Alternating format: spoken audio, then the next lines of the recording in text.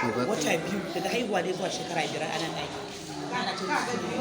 idan ya ruwa shekara 5 da ɗaki can da ake kalluwa daga shekara 5 zuwa 10 shi ma kuma ana da yara a nan wurin sannan idan ya ruwa shekara 10 ina miji ne zai koma kwatas da shi can idan kuma mace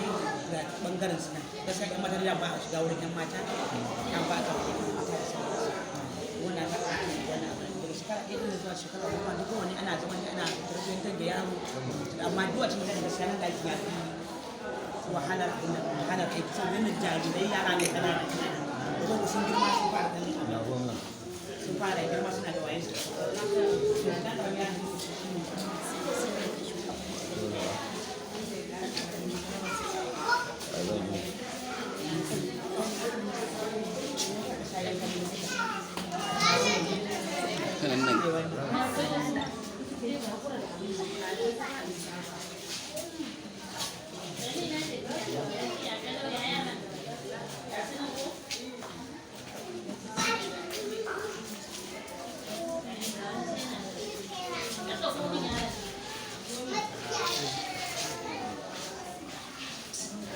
Por que esse macho?